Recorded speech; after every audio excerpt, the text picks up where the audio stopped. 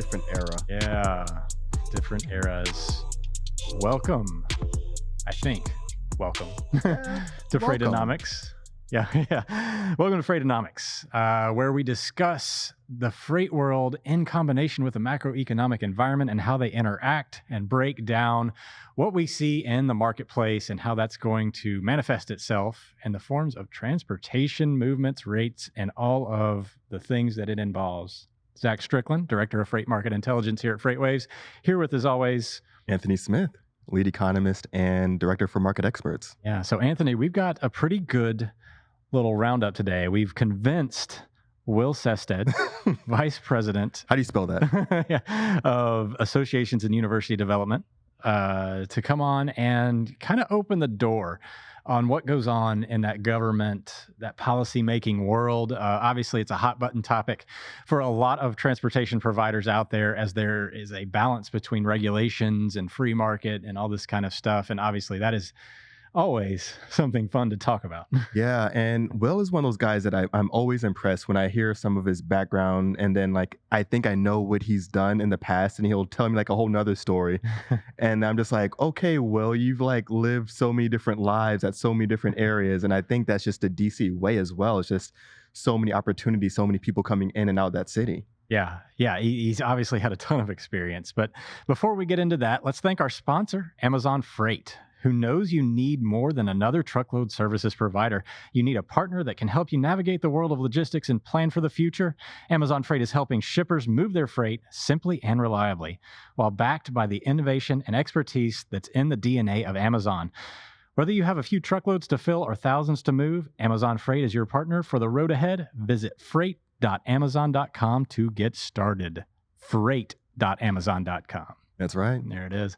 So, I didn't pick out a bunch of stories this week to talk about. I figured you had some economic stuff we need to talk about first in the form of unemployment levels. Now, this is obviously one of those ongoing things. Hopefully you're checking your LinkedIn and Facebook as well for any comments, as we're always monitoring. That's a good note. I am watching LinkedIn actively right now. So if you have any comments, want to join in on the conversation, as always, please jump in. Voice your opinions here. Also going to have Facebook up. So not too many people active in Facebook, but on LinkedIn, I'm watching. Yeah, well, we are a professional podcast. Some of us. Some of us. So unemployment. Back on the rise. What do we take from this? This is 2 weeks in a row, right? Yeah, jobs claims up again when we're looking at the last week through Thursday, but this came a day earlier, right? Thanksgiving. Yeah, because of Thanksgiving. Yeah. But yeah, we saw another increase. So now at 700,078. So it's the second consecutive week, and that's outpacing expectations, and it's kind of also moving in line with the increased levels of COVID throughout the country. So not ideal, especially when we're going into this holiday season. We had a FreightWaves Now episode with Andrew Cox, and we had a really good visual graphic kind of showing how that's leading into diminished sales for, I think, higher trafficked areas that are brick and mortar stores. So consumers still spending right now. There's still some momentum behind them. Of course, on a year-over-year basis, it's a lot higher than last year. I think latest retail sales number was near that 5% mark, 5.4% if I'm not mistaken, for year-over-year growth. Non-restore sales, e-commerce still going strong, but overall, when we're seeing consecutive rise for jobs claims, it's not very encouraging.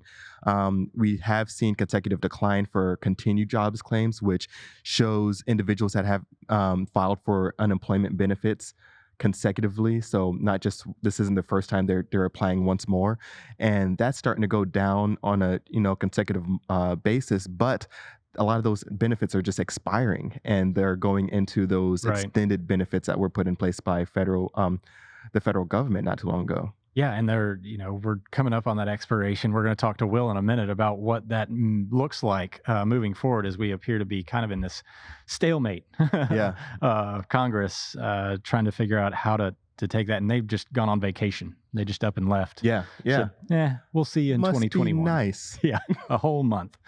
And speaking, unemployment obviously has a big impact on everybody's wallets, consumers. If they don't have consistent or, they're confident that they're going to have employment moving forward, they won't spend the money, or they won't spend as much money. Right.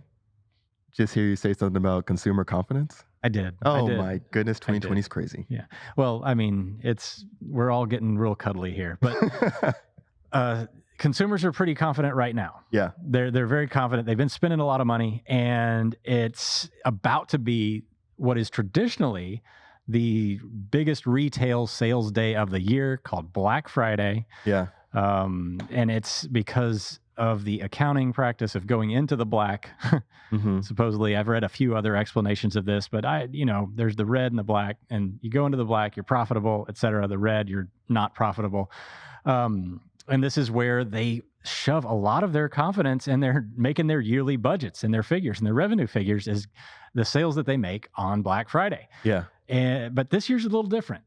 And I pulled this section out of the What the Truck newsletter, one of my favorite new publications. You know what Dooner really does a great job with is like those initial titles. Like it's great content, but like he makes a title that just like, hey, I got to see what's going on. Oh, here. he knows exactly how to talk to me. He's got my attention span down to a T. Yeah. I don't have a lot of time or the wherewithal. What were we talking about? Bandwidth.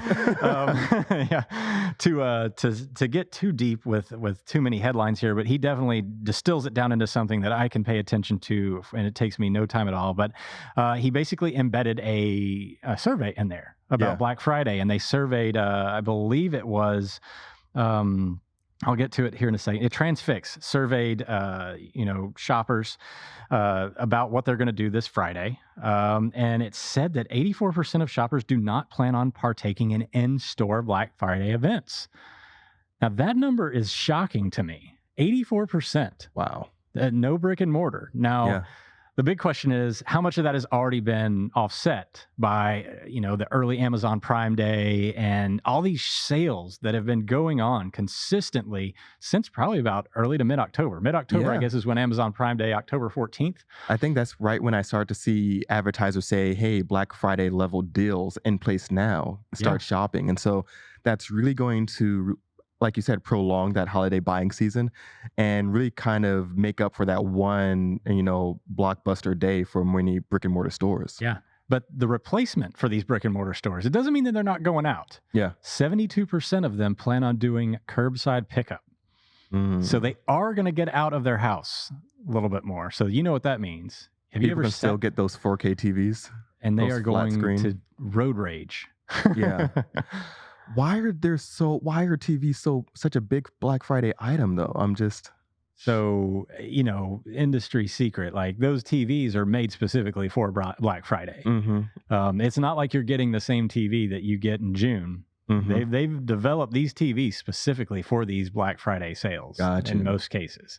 There's a few items out there that they mark down, but there are specific electronics and items that they will make specifically for these Black Friday events. Do they have a life cycle of 1 year? I can't speak to the quality of the TVs. Some of them do have reduced features, but some of the stuff I've read, TVs nowadays are it's very hard to differentiate. Because the I can see like maybe a few years ago where, electronics had such a large gap in between quality, but everything is really decent quality. Like even cell phones now, a mid-level cell phone is just as good as like a high-end cell phone. But nonetheless, Black Friday is still happening. I mean, as of now, Black Friday level deals, and that you mentioned curbside pickups. Yeah. And even if you do get these shoppers out, right now we're seeing such a backlog in demand and shipping and stuff. 72% of the brands are not confident they can meet consumer shipping demands. So basically 2/3 of the shippers are basically saying, we will not be able to meet your needs. And that, of course, contributes to this panic on the shelves situation that we saw with the toilet paper earlier in the year. And I think it's kind of resurging now. Where we're seeing the consumers react to that, and they'll get out there and they'll buy more. Yeah, it's kind of crazy, right? It's a psychological game that's going on, and it's unintentional at that. But I think this next story is a good transition into Will coming on and talking to us, because it involves regulations, and this was essentially, basically, a lot of owner operators are upset that they don't have enough visibility into broker margins. Yeah. And they're asking the FMCSA to comment on proposal to eliminate bad actor brokers. This was written by John Gallagher on the FreightWaves website. I encourage you to check it out. But effectively, they're just saying, the brokers that are out there aren't being regulated effectively. We're getting a lot of bad administrative behaviors here where we're not getting our money. They're not, licensed. They don't have the appropriate tools to help them, manage their day to day. So these owner operators that are trusting these brokers are kind of left out Yeah. high and dry, and Yeah. they've wasted their time. Brokers don't have a lot of skin in the game in that arena. The owner operators, the truckers out there, they've bought this asset, and Mhm. wasting a full day of their time is extremely expensive, Right. super costly. Depending on what they're operating. I mean, the larger carriers, it's typically around $500 to $700 a day to operate a vehicle. For an owner operator, it's a little less, depending on how much they spend on their vehicle, et cetera. Uh, but that's a tremendous hit to your day to day. Yeah, and I think you hit the nail on the head. The time, The time being that time. asset, you can't get it back, and wasting someone's time is Time disrespectful, and is you can't get that back. time is money, but asking for regulations always is kind of a tricky thing. Unintended consequences. Yeah, and if we can go ahead and bring on Will, to help us take this journey down in through the regulation mindset and how these can be, they're obviously very impactful to freight and transportation movements across the United States, but there's all sorts of layers and levels of influence depending on your particular spot in the industry. Welcome, Will. Hey, thanks for having me, guys. Thank you for coming out. Will, of course, our Vice President of Association and University Development, correct? Sure, yeah, that's me. Give us a quick Uh, breakdown of your background, real quick. Introduce yourself. sure, yeah. So it's nice to be everybody. It's a pleasure to be on the show. I wore my nice tux T-shirt to try and bring an air of dignity to my contribution. Looking sharp, Before dude. FreightWaves, thank you, man. I appreciate it. Before I got to FreightWaves, I was at the Transportation Intermediaries Association, which is the trade group represents freight brokers and 3PLs. I was there for 5 years doing government affairs and lobbying. And I arrived there after 9 years working on Capitol Hill for Senator Max Baucus from Montana. So it's been like Anthony was kind of mentioned, it's been a journey for me.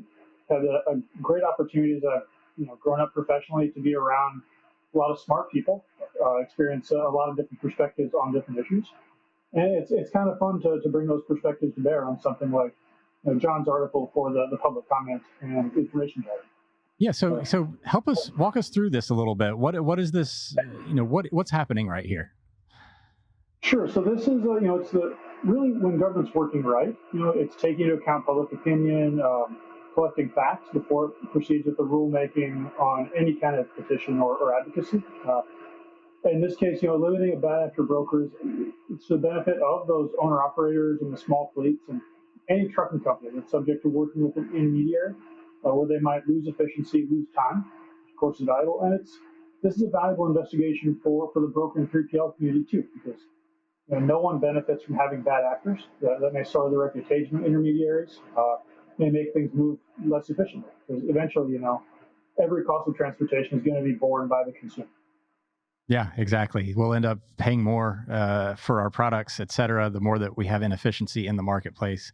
And obviously, this is tremendously impactful to the people that are involved. I mean, because those bad actor brokers are taking business away from the legitimate ones as well. Yeah, Yeah, yeah, and that's it's a constant battle. I think we saw some of the passion related to these petitions and requests for agency intervention early on during the pandemic with the notions of price gouging for freight brokers and 3PLs versus the small truck companies especially. I know OIDA was a great advocate for the small trucker and the independent owner operator. And those are discussions that processes like this request for information, request for comments by the agency, allow the agency to make sort of a better informed rulemaking or administrative guidance to help commerce kind of move more seamlessly and to eliminate inefficient regulations where those exist and make sure that existing regulations that are not inefficient or outdated are applied fairly to all parties in the transactions. Yeah, this is one of those things where, most of the time we see the very end result of what happens. after the regulations are made and we hear about it, et cetera. But this is one of those moments where no decisions have been made just yet, Hmm. but they're simply exploring. And I think one of the criticisms of government in general in terms of creating regulations is just how little expertise they have in these fields. Yeah. But Will can obviously shine some light on how they go out and they do research. They wouldn't just act if they didn't have a reason to act. Right. If there was some sort of just government doesn't just know that these things exist because they're not operating in the space. Somebody has to be the catalyst to Yeah. set this off. Yeah, and also interested in Will's take on some potential unintended consequences with this regulation. Yeah, I think that's the problem, is that we never really know the unintended consequences. I mean, I myself back in the day would have lots of unintended consequences of some things that I just wasn't thinking about, and that Yeah. happens all the time, right? Will? Yeah, yeah, absolutely. And I think the goal here would be, from an agency or government perspective, you don't want to do something that's going to create harm. And so you're likely to err on the side of allowing the market to find a solution under existing regulations. But there are, agencies are charged with implementing the laws passed by Congress. And the notion there is that Congress is responsive to the people directly. And then beyond that, you have this Administrative Procedure Act, which does your request for information, your proposed rulemaking and public comment period, maybe an interim rule and a public comment period, and then a final rule and a gap for implementation. Your goal is to, enforce the laws, keep the regulations updated, and give folks time to comply. And where there are slips in that step, or where activity is really aggressive, is kind of where you see the differentiations between different administrations, the really different requirements put on the agencies by Congress as Congress changes partisan control, things like that. But I think the risk here is that you make it harder for folks to understand how to do business legally. You want to make really clear what the role of an intermediary is, what their responsibilities and their liabilities are, so that can be then implemented through contractual procedures with the carrier, so the shipper understands what they're doing when they work through an intermediary. And so this, the comments that they receive and then publish in the Federal Register are going to be instructive on sort of what they see as that universe as non-practitioners who are charged with implementing laws and regulations. Yeah, so I want to use like kind of an existing example. Now, this has been a hot button topic for a couple of years now out in California. The AB5/Prop 22 that they just voted on to basically recognize, the gig economy workers such as Uber and Instacart, all that, as like contracted employees. They don't have to be considered full-time employees in that regard, but as it pertains to trucking, there's been this ongoing conflict between, how owner-operators, for instance, are viewed in the government, in the California government's eyes. Are they going to be, full-time employees, or do they have to be full-time employees? Which, again, it's kind of like those gig workers. They don't necessarily need all that insurance coverage, but there has been a situation, specifically on the drayage providers out there around the ports, where some of the employees feel that they are entitled to, the way that they've got it set up is they want full-time benefits, have all the things that come along with full-time employment, but they're treating them like contract employers. But the ramifications of this are now everybody has to be a contracted employer. And it's that gray area there, Will, that, you're targeting one specific use case and trying to apply it to a broad spectrum. How do we get around that? How does government view that in this situation? Well, so to be honest, I think that's one of the challenges of our federal system, right? Is that states have broad authority to regulate commerce within that state. Notwithstanding interstate commerce, which of course falls constitutionally as a federal government has preemption there. But you see with like the federal government granted California a waiver for certain Environmental Protection Act circumstances, so that California can set higher environmental quality standards than the nation. Then you turn that around to something like employment law, right? And the employment taxes are incredibly important to a lot of state coffers, and federal employment tax as well. You want to preserve the well-being of workers, but you have to balance what is the state's role? And is California essentially acting as the tip of the spear for larger efforts to improve employee misclassification, reduce employee misclassification so that there are more employment taxes going to government and that workers have the ability to unionize and advocate for themselves in collective bargaining. It's a really challenging segment specific to AB5 and Prop 22. You guys mentioned the large number of unemployment claims, right? And so Prop 22 exceptions for gig economy folks, but a lot of folks will be looking for that second job, looking for a contracting job to try and make ends meet. So there's some really, I think, interesting downstream consequences to fostering that gig economy. At the same time, maybe struggling with determining who can be an employee versus an independent contractor and drawing those boundaries. I think ultimately the Biden administration will lean towards classifying workers as employees, but a lot of those efforts will be subject to Senate confirmation of agency leadership for the Department of Labor and the Wage and Hour Division specifically. And so it's really tough to say. I think a lot of money will be spent by corporations, corporate PACs, and trade associations and trade association PACs to try and drive opinion on Capitol Hill one way or the other. Yeah, this has obviously been this is a microcosm of what we've kind of discovered in freight over the last little bit. Yeah. Is the balance between regulation and protecting some individuals that need protecting, but at the same time, how much liability do you want to put on the government to fix that problem? Yeah. There's always a trade-off, and if you want more government, then you trade off a little bit of your freedom, a little bit of your choice away. If you want more regulation, there's a little bit of choice that you have to give up. And obviously, to a lot of owner operators out there, they don't want to give up their freedom just so, some people out in California can have, a little bit more protection. But it's probably one of the reasons they became an owner operator, right? It is one of the reasons that they became an owner operator. And, like I said before, it wouldn't happen if somebody didn't instigate it. Yeah. So there obviously was a strong lobby, a strong case here out in California for this to happen. And again, it's specific to California right now at the moment. It would be interesting to see if this did spill over into the federal space. But when one of these states does this, Anthony, that it tends to impact the rest of the country.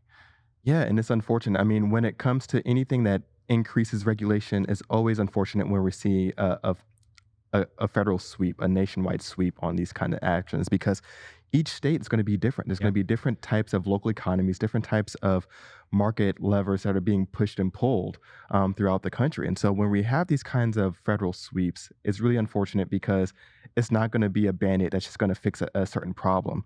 One of the other things that Will mentioned was how this is going to complicate the business, the ease of business, and that's going to create a barrier of entry for business to get done. And so that's not exactly what we need in the transportation industry right now, especially during these COVID times. Yeah, the fact that the fact that we have these already a hard driver recruiting environment. Yeah. And now we're going to add one more thing potentially to it. And this is in the long future. This is going to go through a lot of cycles first. It's already been around for several years now.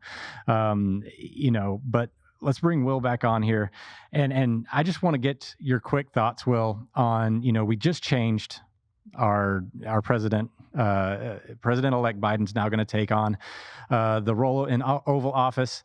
What do you think that, in general, this means for transportation in the future as policies are kind of, obviously going to bend slightly towards his side of things?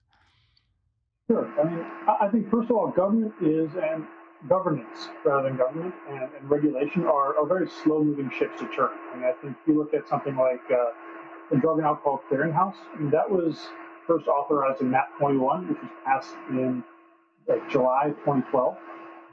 And then they finalized it and got it up and running by, I think, January or February of this year, along with the requisite, of course, it's a government computer system, requisite issues.